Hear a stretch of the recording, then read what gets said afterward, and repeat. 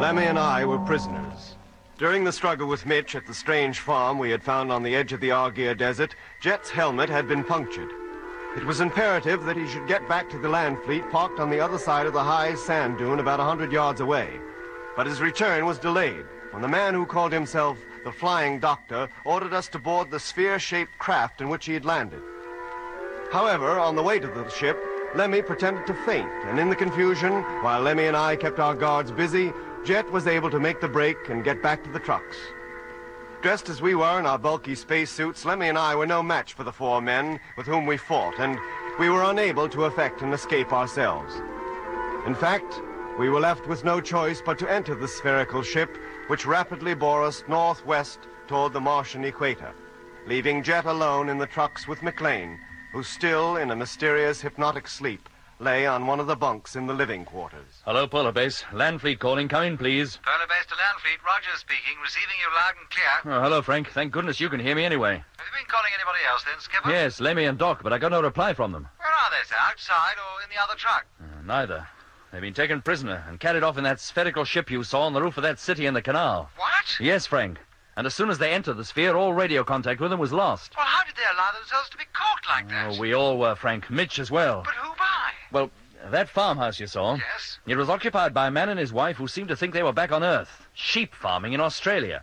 Mitch was with them, and he seemed to think the same thing. But how could that be, Skipper? It doesn't make sense. Oh, I know it doesn't, Frank, but I haven't the time to go into it now. You must just believe what I tell you. If you want to help get the three of them back, do what I tell you as well. Yes, sir. Now, listen carefully, Frank. There's nobody in the land fleet now but me. And McLean lying unconscious in the living quarters in the truck behind this one. Oh? I intend to go after that ship, or at least set out in the direction it took, in the hope of overtaking it. But you'll never do it, sir. It must be hundreds of miles from you by now. I realize that, Frank, but how much fuel have you got in number one? Well, enough to get up into free orbit, sir, that's all. To come down again, I'd have to refuel her from one of the freighters already up there. How far could you travel, close to the planet's surface? I'm not sure, sir. We use up quite a lot of juice getting airborne, but once we're up, we'd be all right. At a rough guess, I'd say about 2,000 miles maximum, but I could get Grimshaw to figure it out more accurately. Oh, you'll have time to do that between now and takeoff. Right, sir. Now, Frank, this is what I want you to do. Get number one ready, then head for here along a course that I'll give you. Very well. Fly along it as far as your fuel will allow, including a return trip back to Polar Base. If you see anything resembling that sphere, or any place where you think it might have landed, report its position to me at once. Yes, sir. Meanwhile, I'll be traveling along the same course at ground level. But you have two trucks there, sir. Who'll drive the other one? McLean. McLean? But I thought you said he was lying unconscious on a bed. At the moment, Frank, he is. But I think he'll get up and go into the other truck if I tell him to. Very well, sir. Now, keep in constant radio contact, Frank, and call me as soon as you've taken off. I'll be heading northwest from here in just a few minutes. That's roughly the course you'll fly too, but I'll give you a more accurate one later. Right, Jet. I'll get a crew together right away, but that'll leave only one man here at base. Well, that can't be helped, Frank. Unless we get back some of the men we've already lost, we'll have nobody left to run anything soon. Yes, sir. I'll call you the moment we leave the ground.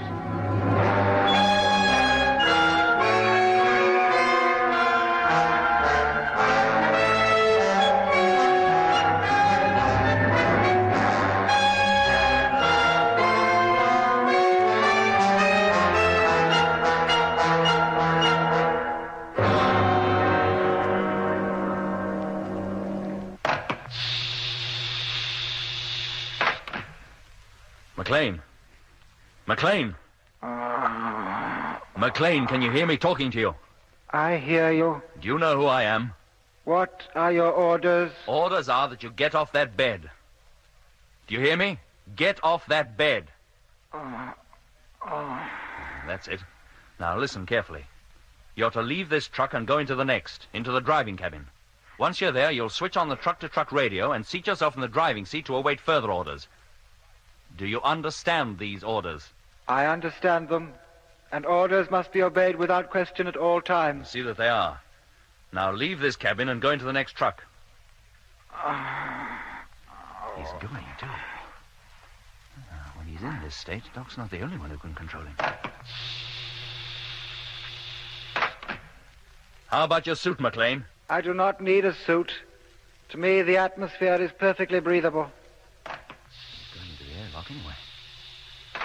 Oh, let's hope this works. It's got to work. Now he's opening the main door. And he's going outside. Oh, let's hope he doesn't take the chance to escape. Hello, McLean? Hello, McLean, can you hear me? Of course he can't. With no suit on, how could he? Well, there he goes, walking over to the next truck. And letting himself in. He's doing exactly as I tell him. At the moment. But if he receives orders from anywhere else, goodness knows where we'll end up. I am now in the driving cabin. Orders have been obeyed. Good. Now switch on the motor. Motor on. In a few moments, I'll be driving this caravan along a course towards the northwest. I want you to follow it until further orders. And keep close behind me. Is that clear? Orders understood. Fine. Now, are you ready? I'm ready. Then let's go. Hello, Polar Base. Land Fleet calling. Come in, please. Hello, Skipper. Grimshaw here. Oh, hello, Grimshaw. Where's Frank? Oh, he's busy getting the ship ready, Skipper. Shall I get him? No, there's no need. Just tell him the two caravans are now underway. I'm in the first and McLean is driving the other. Yes, sir. I shall proceed at maximum rate and expect number one to fly over me on its way out. Yes, sir. That's all, Grimshaw. Thank you. And tell Frank to tolerate no delay in getting that ship ready. Every second counts. Oh, you bet I'll tell him. We'll call you later, Skipper. Good. Thank you.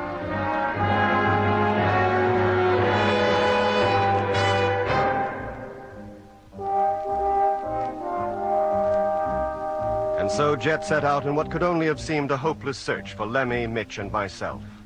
All morning, with McLean following close behind, he plowed his way through the pink sand on a steady northwesterly course in the direction the sphere had taken.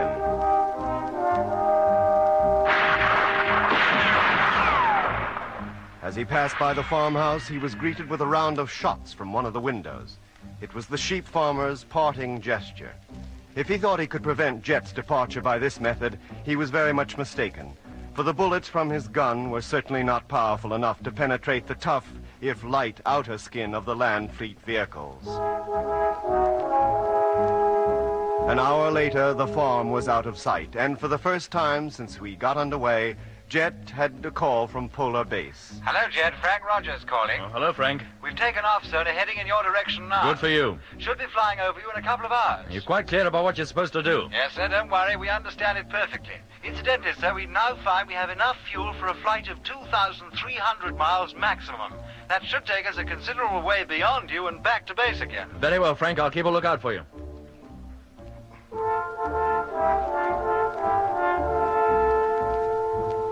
Frank's speed in the freighter was, of course, far in excess of Jet's along the ground, and little more than an hour after Jet had spoken to Frank, the huge freighter passed overhead.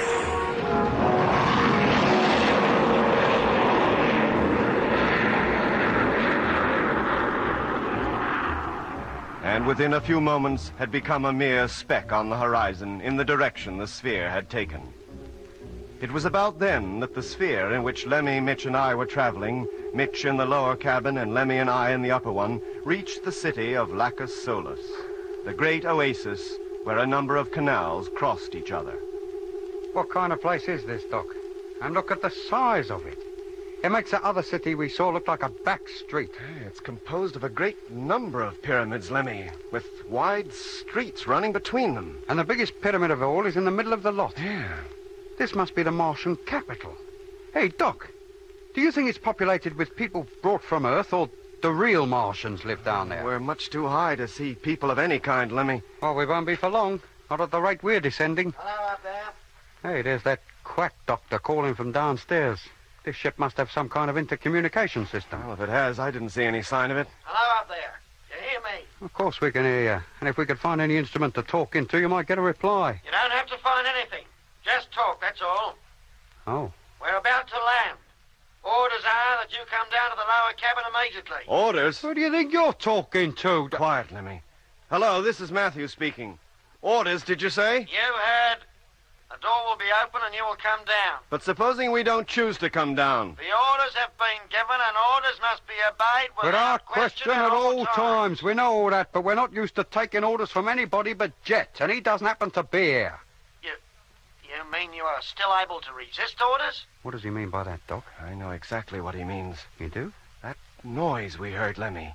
It was supposed to stupefy us, put us under the control of that flying doctor so that whatever he ordered us to do, we'd do it. Oh, like McLean, you mean? Yeah, but it didn't work. First, because I seem to be immune to it anyway, and second, because you fought against it and overcame it. Oh, so that was his little game. That was why he sent us up here, apart from the others. And that's why he didn't send Mitch up here either, because he's already been treated. You mean Mitch will do whatever that doctor bloke tells him? All right, you needn't discuss it any further. You're not the first case we've had of this kind, and it won't make any difference. Any difference to what? To your future. When you know a little more about this place, you'll be glad enough to submit to any treatment. We don't intend to submit to anything, from you or anybody else. That remains to be seen. But meanwhile, if you won't take my orders, I suggest you take my advice. Come down here as soon as we land. And don't forget to put your helmets back on, or you won't get very far. Did he think we'd go without them, then? Yeah, Lemmy, he probably did. If we'd been in the condition he expected us to be, I'm sure we wouldn't be needing the helmets. Now, come on, put your headgear on.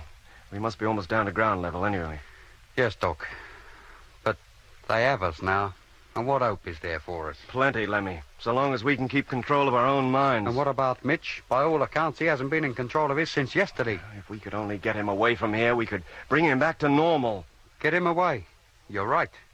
But first, we got to figure out how we're going to get ourselves away. And if we do, Mitch goes with us, even if we have to kidnap him. If you ask me, Doc, there ain't a chance, either for you, for me, or for Mitch. They've got us now, and they intend to keep us. Well, that may be their intention, Lemmy, but it doesn't mean they'll succeed. Meanwhile, we have to go along with them. And meanwhile, you might remember that every word you say can be heard. Oh. There, Doc. You see what I mean?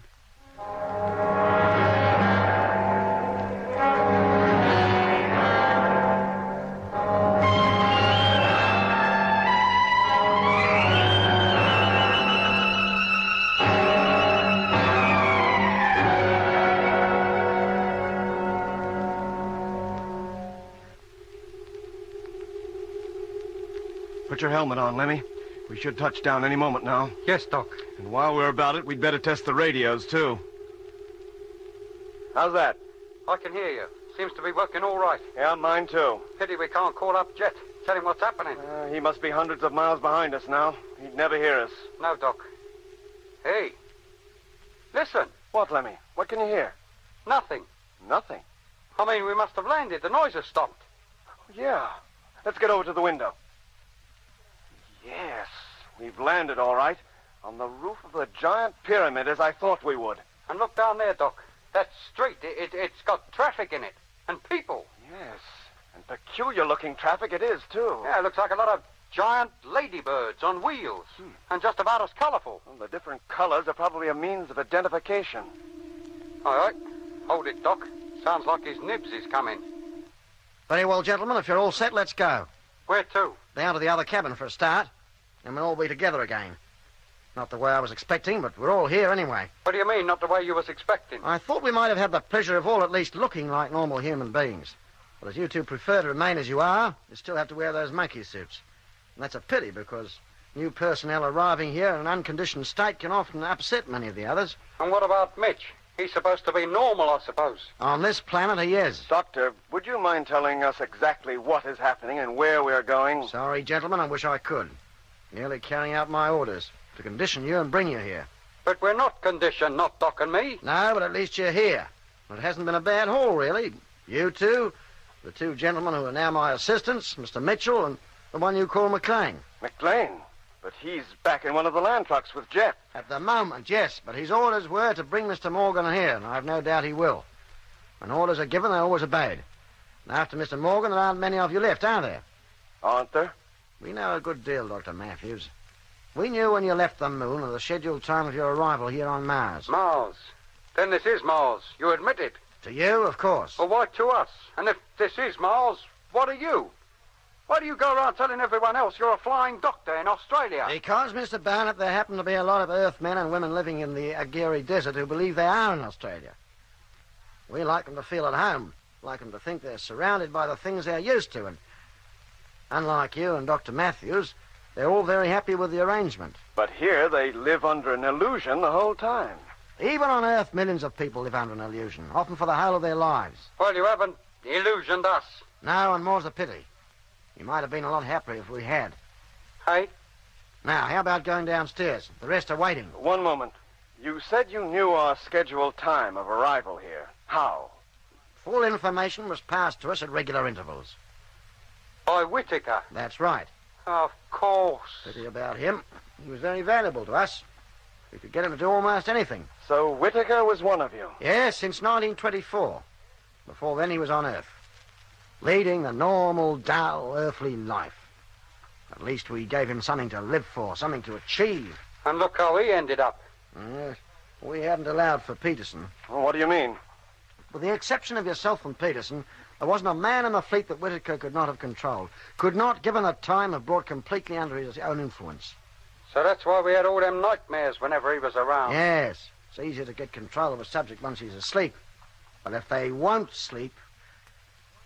Now, let's go downstairs. Just a minute. Well? Where did you come from? From Earth. How long ago? 15 years. Until then, I was what I now pretend to be, a flying doctor in the Australian bush. But the way you talk, you might be a Martian. I decided a long time ago that there's no point in fighting the inevitable. I threw in my lot with them. As a trained doctor, I have a way with people. Might be a bit rough and ready, but it serves. I'm the go-between, between them and the people who've been brought here. I see to it that their illusion, as you call it, is not shattered. Them? Who are them? The Martians, for whom and by whom the rest of us exist up here. But who are they? What do they look like? I wouldn't know. I've never seen them. Oh. Doctor, supposing you had a chance to go back to Earth, would you go? If I were on Earth now, I'd be 15 years older. I was no chicken when I came here. What prospect is there for me if I return? But how much longer do you expect to remain as active as you are now? I don't know. But I do know that in the city of Orpha, there are people who came here from Earth during the opposition of 1879. The opposition? Of what? The opposition of Mars, of course. When it is close to the Earth. That is when our ships leave to pick up new personnel. Approximately every 15 years. Of course. Whittaker in 1924, that sheep farmer and his wife in 1939, and I expect we'd find people on this planet brought here in 1896, 1909, 1956. And 1971. Yeah, and we, the clever lot, we brought ourselves here. And you were the first. The others came by the usual method, as I did. How did it happen? In those days, there were lots of reports of flying saucers being seen, particularly in America. Yeah, that's right. I remember when I was a kid, a fellow in California wrote a book about it. Said he'd not only seen a flying saucer land, but he'd actually spoken to one of the crew. That's right. And a lot of eyewash, or so I thought at the time. And then I saw one myself, actually down on the ground in the Simpson Desert, west of Bandama. Go on. Well, naturally, I was curious and approached close enough to photograph it. Then the door opened and a man came out. He spoke good English, invited me to look around. 5 minutes later, it took off, with me inside it. And now I'm here. I do as they tell me and make the best of it. Now, if you take my advice, you'll do as I've done and do as you're told. There's no escape. Neither you nor your fleet will ever get back to Earth. Now, is there anything else? No, I think that's enough to be going on with. Thank you. Very well. Let's go down, shall we? All right, Lemmy. Down you go. Thank you, gentlemen.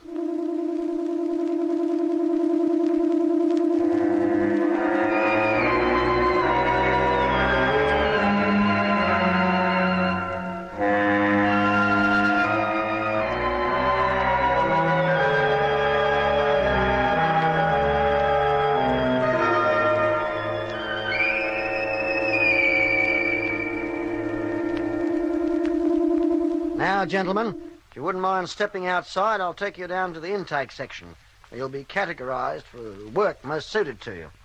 Work? You don't think this is a free hotel, do you? Once you're here, you have to work for your keep. What's that? That is something I don't decide. But you're more fortunate than most people. You're all very skilled in your own particular professions and should be very useful to us. Your long stay could be extremely pleasant. Who are you kidding? Come over here to the terrace wall. Well? Look down at the city. What do you think goes on down there in all those buildings? How should we know? Well, I tell you. Each pyramid is a little city within itself, has its own citizens, a couple of hundred in each. Whether they're domestic staffs and their own medical staffs and directors of culture, leisure and sport. Our aim is to see that every worker is happy, well-fed, properly trained and highly efficient. Sounds marvellous. Just like a colony of ants. But what are they working for? To go back to Earth, eventually. Hey? For nearly 100 years they have worked to that end. And when they return, they will carry the true Martians with them in the largest space fleet the universe has ever seen. You mean they're building a space fleet to invade the Earth? Mars is a dying planet. If its inhabitants are to live, they must move elsewhere. The nearest and best place for them is the Earth. And what about the people who already live on the Earth? And the people brought up here from Earth, what about them? They will be rewarded for their part in making the invasion possible. And how long before this invasion is possible? The next close opposition. 1986. That should see the beginning. Good grief. So you see how important it is that none of your expedition gets back. It's all too horribly clear. If the Earth knew what was in store for them, they might make preparations to resist. And... what's that? Sounds like a plane of some kind. Hey, Doc! Doc, look! It's one of our freighters. It's number one. It's right. I've got to get you down to the intake section right away. What's the hurry, mate? Do you think Frank might see us? Come on, do as you're told. Head down those steps to the next terrace. Not on your life. Are you going voluntarily, or do I have to force We're you? not Whittaker Jets, you know. You lay one hand on me, I'll give you a right-hander. Come on. Oh, blimey, Doc, he went over the wall. Straight down to the next terrace. It was a lucky blow, Lemmy. Come on. Lucky, I might have killed him. Look at him. He just lies there and he don't move. Come on. We haven't got time to worry about him. We've got to get away before someone else comes up here. Hey, what's going on out there? It's Mitch. He's come out of the sphere to see what the ruckus was Keep about. him away from the wall, Lemmy. Don't let him look over Yes, it. Doc. What's going on? Where's the doctor? Mitch. Well, he's gone down to the next terrace, Mitch. He says we're to wait in the sphere until he gets back. And what was that flew over just now? It was pretty low, wasn't it? Not as low as we would have liked. What? Hey, it sounds like it's coming back again. Yeah, it seems to be pretty interested in this part of the world, doesn't it? Hey, Doc, Frank must have seen us. And he is low this time. Frank! It's us, matey! It's Ruby, the dog! Number one. Freighter number one. Hey, Doc, did you hear what he said? Mitch, do you recognize that ship? Does it mean anything to you? I don't know. I never saw a plane of such size, and yet it seems vaguely familiar. Has its picture been in the paper or something? Certainly has, but not on this planet. On this planet. Mitch, go back into the sphere. But The doctor told you to wait there, didn't he? I'm all mixed up. Hey, what place is this? It's not Adelaide, is it? No, Mitch, no. Now get back to the sphere. Yeah, I guess I'd better. All right, Lemmy, come on. Where are we going? We're getting into that sphere, too. This is our chance to escape, to get back to Jet at least. Hello, Jet. Number one calling. Hey, listen, that's Frank, calling Jet up on the radio. And we can hear him. Hello, Frank. Hello? Hello, Jet. Will you repeat that, please? It wasn't Jet, Frank. It was me, Lemmy. Hold it, Jet, will you? I could have sworn I heard Lemmy's voice then, and pretty strong, too. I couldn't hear what you said. Hello, Lemmy. Come in, please. Hello, Frank. It was Lemmy you heard, and this is Doc. We can hear you, but not Jet. Can you hook us up, please? Yes, Doc, you bet I can. Where are you? On the roof of the highest pyramid. You just flew over it. Hello, Doc, I can hear you now. What pyramid? In the Lacus Solis, Jet. A whole city of pyramids. Lemmy, Mitch, Dobson, Harding, and I, and the sphere we came in are up here on the roof. A whole city, did you say? Yes, mate, and we got to get out of here and get back home. Quick, the Martians are planning to invade the Earth. They're what? And they've got some happy little ideas lined up for us It's and all. true, Jet. Stay away from this place, whatever you do. Yes, mate, if they get you, you've had it. You might never get back to Earth again. And Jet, watch McLean. He's been instructed to bring you here. But he does everything I tell him. Well, watch out for him just the same. The Martians aim to get us all, to prevent our warning Earth of their intentions. Doc, look. Are you quite sure you haven't been conditioned? Oh, blimey, mate, do us a favor. Do we sound as though we have? Jet, you must believe us. Let me tell Frank the whole story and have him relay it to the rest of the fleet in free orbit so that they can tell Earth. Yes, but supposing it's not true, we'd put the whole world into a panic. Well, that's better than being caught on the hop, isn't it? We must tell Control at least, Jet. What they do after that is their concern, but at least we'll have done our part. Very well, Doc. Go ahead. Frank, did you hear that? Yes, sir. Then hook Doc up. Right. I'll call you as soon as I've established contact. Jet, Yes, Doc? Where are you now? Still crossing the Argier Desert in your direction. Well, don't. Stay where you are. If Frank has enough juice, he can drop down and pick you up. Take you and McLean back to Polar Base. Yes, but what about you and Lemmy and Mitch? With luck, we might make it. But we'll have to hurry. I'll say. Hey, Doc, look. Coming up the steps, 4 men. Into the sphere, quick, Lemmy. They'll just come in there after us. Go on. Yes, Doc. Hello, Doc. What's happening? Don't worry, Jet. I'll call you again later. Keep listening out. Right. Come on, Doc. They're running now. Be right with you, Lemmy. There.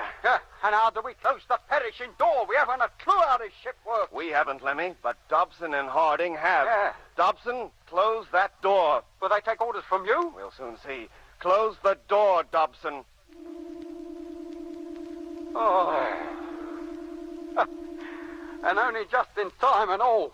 Now what? We'll get them to take us off, Lemmy. Here, what's going on? Where's the doctor? And why have you shut him out? Sit down, Mitch, and keep quiet. Hello, Jet. Not before you tell me what's going on. Hello, Frank. Sit down, Mitch. We're all hooked up now, Skipper. Doc can go ahead just as soon as he likes. You hear that, Doc? Go ahead. Thanks, Jet. Oh, no. Listen. Look, we ain't got enough trouble yet. Must be their way of trying to stop us taking off. Trying to put us to sleep, you mean? You must fight it, Lemmy, as you did before. Yes, Doc, I will. Whatever happens, I must not go to sleep. Whatever Hello, happens... Doc. Go on. Frank is waiting. Hello, Frank. Can you hear me? Lemmy, you must not go to sleep. What was that, Doc? That wasn't me yawning, Doc. That was Mitch. Mitch. And Dobson. Oh, good grief. Dobson, take the ship up immediately. Take off and return to the Argier Desert. Do you hear? Aye, aye. Something's happening. And whatever happens, I must not go Hello, to sleep. Frank. Frank, hello. Doc, Mitch is out. Asleep on the floor. Hello, Frank. Hello? Hello, Doc. Jet. What is it, Frank? What's wrong? I don't know. There's that peculiar noise, and I feel so sleepy. Frank, you must fight it. You must stay awake. I'm trying, Doc, but the ship, What about it? she doesn't seem to respond. I can't control her. Oh, no. Take a hold of yourself, Frank. Frank, do as Doc says. You must stay awake. But we're off. Doc, we're taking off. And for Dobson, this is a time to go to sleep. Get over there, Lemmy. See if you can control her. Me? What a hope. Go on, Lemmy. Yes, Doc. Hello, Jet. Doc. Yes, Frank? It's no good. We're losing height. I can't control her. You must, Frank. We're almost on the deck now. Here we go. Frank! Frank, answer me! Hello, number one. Hello, What is it, Doc? Frank. He must have crashed.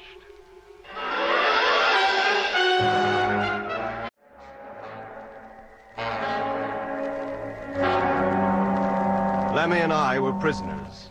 During the struggle with Mitch at the strange farm we had found on the edge of the Argier Desert, Jet's helmet had been punctured. It was imperative that he should get back to the land fleet parked on the other side of the high sand dune about 100 yards away. But his return was delayed when the man who called himself the Flying Doctor ordered us to board the sphere-shaped craft in which he had landed. However, on the way to the ship, Lemmy pretended to faint, and in the confusion, while Lemmy and I kept our guards busy, Jet was able to make the break and get... Now, Frank, this is what I want you to do. Get number one ready, then head for here along a course that I'll give you. Very well. Fly along it as far as your fuel will allow, including a return trip back to Polar Base. If you see anything resembling that sphere, or any place where you think it might have landed, report its position to me at once. Yes, sir. Meanwhile, I'll be traveling along the same course at ground level. But you have two trucks there, sir. Who'll drive the other one? McLean. McLean? But I thought you said he was lying unconscious on a bed. At the One of moment, Frank, he is. But I think he'll get up and go into the other truck if I tell him to. Very well, sir. Now, keep in constant radio contact, Frank, and call me as soon as you've taken off. I'll be heading northwest from here in just a few minutes. That's roughly the course you'll be in the land fleet now but me. And McLean lying unconscious in the living quarters in the truck behind this one. Oh? I intend to go after that ship, or at least set out in the direction it took, in the hope of overtaking it. But you'll never do it, sir. It must be hundreds of miles from you by now. I realize that, Frank, but how much fuel have you got in number one? Well, enough to get up into free orbit, sir, that's all. To come down again, I'd have to refuel her from one of the freighters already up there. How far could you travel, close to the planet's surface? I'm not sure, sir. We use up quite a lot of juice getting airborne, but once we're up, we'd be all right. At a rough guess, I'd say about 2,000 miles maximum, but I could get Grimshaw to figure it out more accurately. Oh, you'll have time to do that between now and takeoff. Righto, sir. back to the trucks. Dressed as we were in our bulky spacesuits, Lemmy and I were no match for the four men with whom we fought, and we were unable to effect an escape ourselves. In fact, We were left with no choice but to enter the spherical ship, which rapidly bore us northwest toward the Martian equator, leaving Jet alone in the trucks with McLean, who still, in a mysterious hypnotic sleep, lay on one of the bunks in the living quarters. Hello, Polar Base. Land Fleet calling. Come in, please. Polar Base to Land Fleet, Rogers speaking, receiving you loud and clear. Oh, hello, Frank. Thank goodness you can hear me anyway. Have you been calling anybody else then, Skipper? Yes, Lemmy and Doc, but I got no reply from them. Where are they, sir? Outside or in the other truck? Neither. They've been taken prisoner and carried off in that spherical ship you saw on the roof of that city in the canal. What? Yes, Frank. And as soon as they entered the sphere, all radio contact with them was lost. Well, how did they allow themselves to be caught like that? Oh, we all were, Frank. Mitch as well. But who by? Well, that farmhouse you saw. Yes? It was occupied by a man and his wife who seemed to think they were back on Earth. Sheep farming in Australia. Mitch was with them, and he seemed to think the same thing. But how could that be, Skipper? It doesn't make sense. Oh, I know it doesn't, Frank, but I haven't the time to go into it now. You must just believe what I tell you. If you want to help get the three of them back, do what I tell you as well. Yes, sir. Now listen carefully, Frank. There's nobody